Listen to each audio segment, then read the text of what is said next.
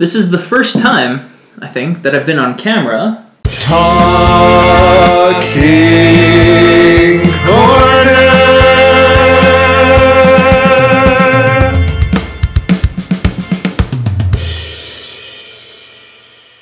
Oh, hello! Welcome to this evening's episode of Talking Corner. Been a while since we last recorded, and there have been a couple of significant changes. The first of which is we're going to eat during the course of the show. Yes, today's episode brought to you by Pizza 73. That's upside down, backwards, whatever. Not a sponsor. Not a sponsor. Basically, we've just been sick. Yeah. Lots of people getting sick. It's rough times. But if you didn't know that, it's probably because you're not following us on Twitter, at Cave of Videos. Used to post on there lots. We're going to start posting on there a lot more. Absolutely. Every week we'll just give you like a little update, if we're recording. Trying to get back into that routine. Little tidbits here and there. Neat things. Do check it out. Please follow us on Twitter, at Cave of Videos. Alright, this episode is going to be a little different than previous episodes. We're just going to talk. We're going to record more of our natural conversation and see what we can actually use for... Yeah, that's what the show was supposed to be initially. That's why it's called Talking Corner. It's just supposed to be us talking. Mr. Pizza 73, you make good pizza. This is the first time, I think, that I've been on camera, unless you follow our Twitter account, that I've had glasses. Very good. Yeah, you can see the teleprompter now. Yeah, actually, read it. Yeah, oh, yeah, very right? nice. At work, we were discussing what we're going to be doing, in the future, because none of us there want to be mechanics the rest of our lives. No. My boss didn't want to be the boss, at a dealership for the rest of his life. We all plan to eventually either work together in our own co-owned business or just all own businesses separately. Okay. Probably going to be the first one. I hope so anyway, because they're all fun to work with. You guys work well together, yeah. We all have our own unique set of skills that we bring to the table, But anyway, we were all... Then it started getting really hilarious because of all the different endeavors, because we started thinking, well, maybe it doesn't have to be automotive, right? This... in 10 years is probably going to get really boring, and so we're what are we going to do? A business? And then, of course, I came in with an evil business. Of course it's going to be an evil business. So my boss said he thought a lot about opening a doggy daycare. He wasn't thinking an evil doggy daycare. No. Not an evil doggy daycare. A real one, because... he says they charge about $30 a day, and they get in about 50 dogs in there. And then I started speaking, and we were laughing. I said, well, 50 dogs. Well, that's a pretty big room, right? You're talking about 50 dogs. You could probably fit, a few thousand dogs in there.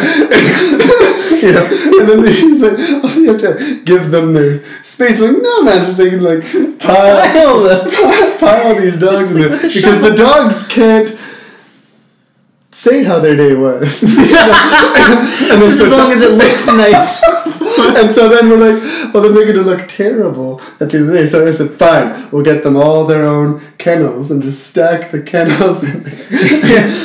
We'll circulate them throughout the week, so because they're going to get rained on with urine and poo, throughout the day, because you're trying to make money here, so there are thousands of dogs in this small space, all the kennels, and then have it a baggage checkout at the end, so there's a carousel where the kennels the owners can come and pick up their thing. So you put the dogs in their kennels onto this belt, and then then it goes down and submerges the kennel in a moving river to bathe them, and then it comes back up, and Tyler said, into an oven. I'm no! Air dryers! Hot air dryers. So they get hot air dryers, and then my boss, brilliant idea, right before they come out, have like a bunch of treats fall there, and then like arms with like sticks with hands with gloves on them to give them pets and treats, and then when they come out, they're all happy. I just got treats and pets. Like, oh, you had such a good time. Oh my god! And repeat every day. Millions of dollars would cover. Thousands of dogs. $30 a dog each day. Yeah. That's a lot of money. That's a lot of money. I mean, that's a lot of... Yeah, that's a big machine you have to construct. I was going to say, your overhead went up slightly.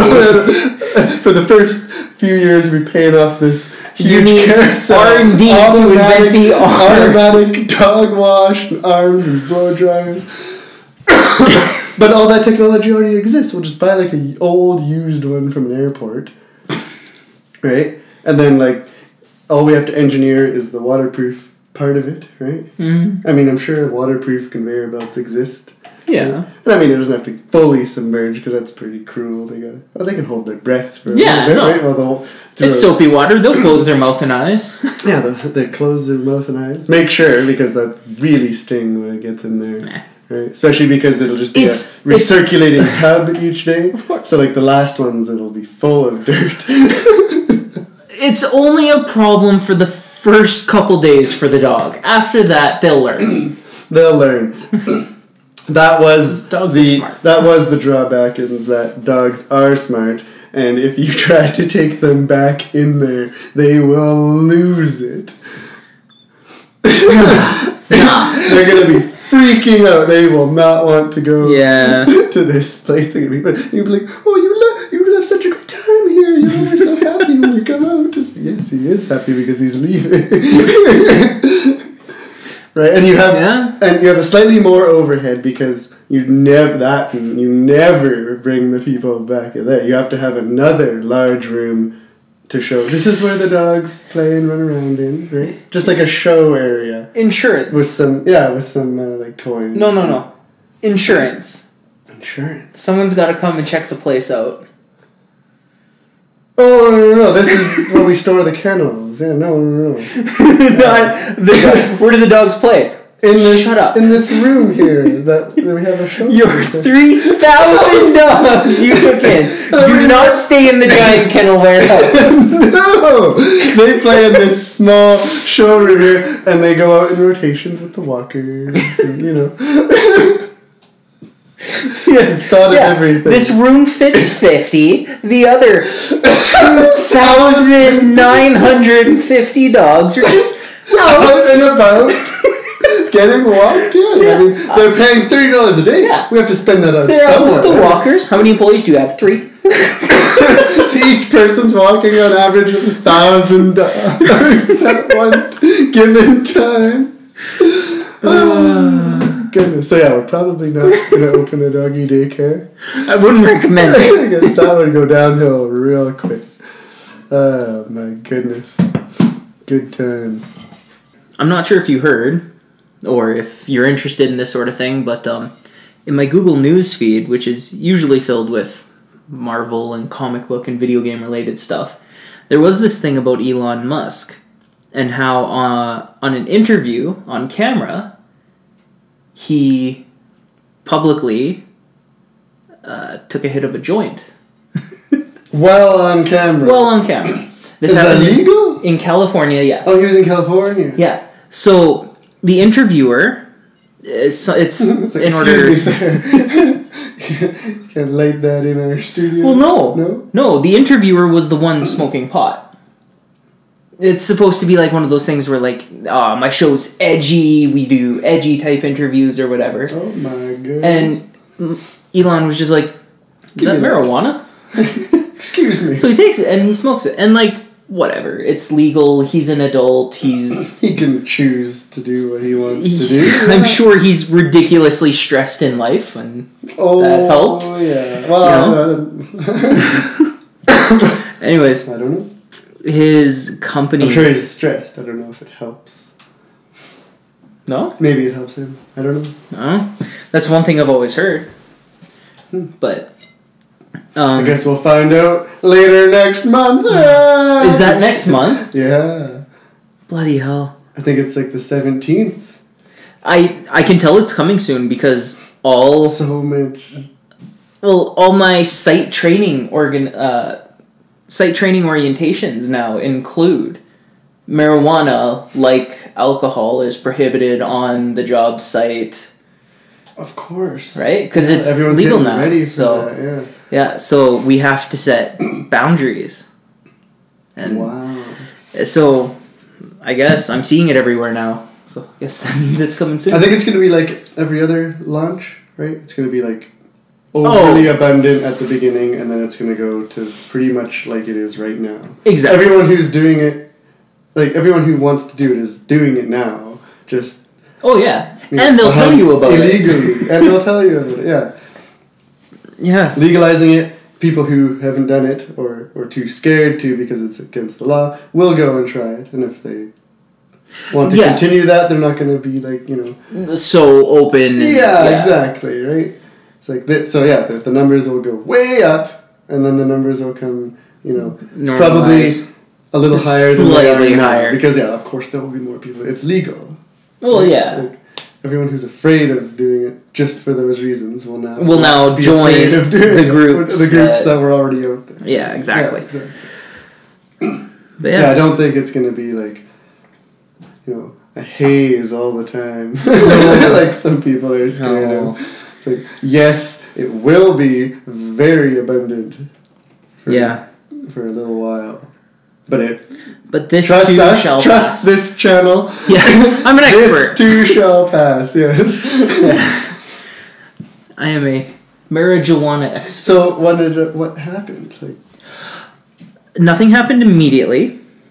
Like, because the show didn't care.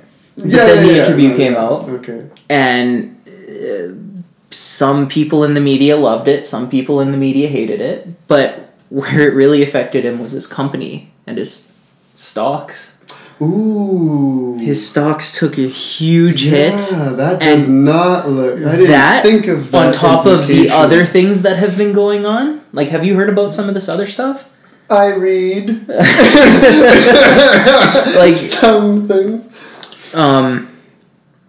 When that cave flooded and he tried to introduce that submarine to try and help, and this one person's like, oh, that'll never work. That's just some rich guy's publicity stunt. Yeah. He called that guy a pedophile.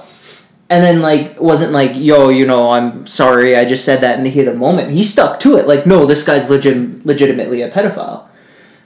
So that happened, and then he released handheld flamethrowers. He did do that. This was quite a long time ago he did the handheld flamethrowers. Well, in terms of business, it takes a while for things to build. But then, with this now, people are actually pushing for the company. So maybe they just released because the pre-orders happened. Yes. Okay. The release happened within the last. Right. Okay. So. Okay. Yeah. The thing I read was the pre-orders. Okay. Super high in demand. Yeah. No, they're out now. They're out now. Handheld flamethrower. Yeah. Go get your flamethrower. It's actually pretty cheap. Yeah. But flamethrower is a pretty strong word. It's like a larger propane torch. Well, yes. Yeah, it's like, 12 inches or something of flame. It's not...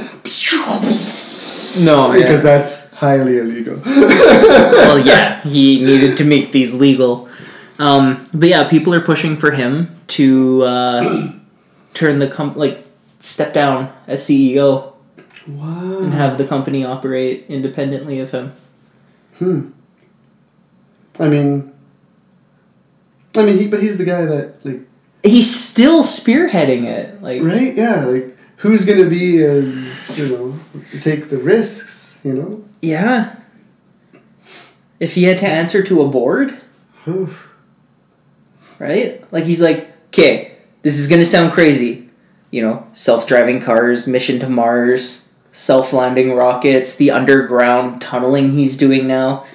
But trust me, I want to do this, and I can do it. There's no way he'll get approval to do any of this new stuff. No. No way. Hell no.